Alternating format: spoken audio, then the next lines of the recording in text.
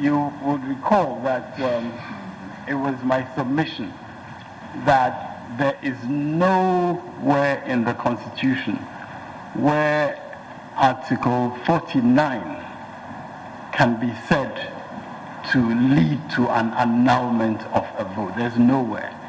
And the submission about retroactive penalization was part of our justification for not interpreting Article 49 in a manner that would have that effect. Because, my lords, what we are saying is that Article 49 is clear on its terms. A public duty is imposed on both the presiding officer and the candidate's agents, if present, to sign. There is a clear public duty in Article 49. We can't disregard that. Now, Article 49 does not say that if that public duty is not performed, you annul votes. It doesn't say that. So our submission is this: in the consideration of what your lordships are going to do in respect of the failure to perform that public duty, your lordships' interpretation should be guided by a number of constitutional principles. And included amongst those constitutional principles is the principle that, as far as possible, the courts do not, or indeed, not just the courts, but anybody, legislature, and so on, as far as possible, there is a frowning on penalizing people retroactively. That is one of the principles under which the Constitution operates. So what we are saying here is that even the presiding officer, my lords, the presiding officer who has failed to perform the public duty, you cannot just on that basis seek to punish him without a specific written law which creates a criminal offense, which he is then subjected to. You cannot do that. How much more the voter?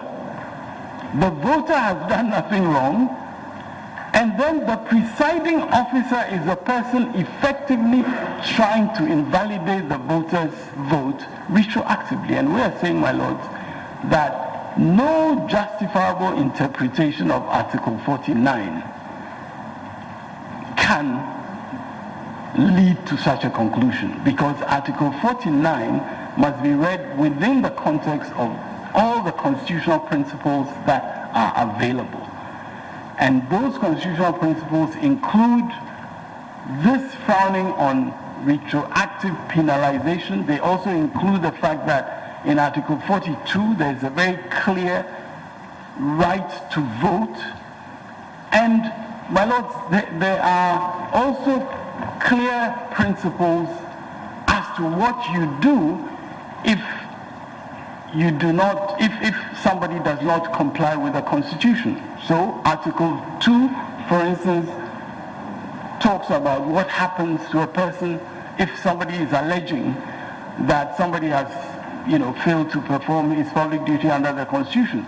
So in that context, for instance, somebody like the presiding officer could, under Article 2.4, he could come and his failure to obey any order of the court, if an application is brought saying that you, the presiding officer, have failed to perform your public duty, he then comes and the court may give an order that you sign.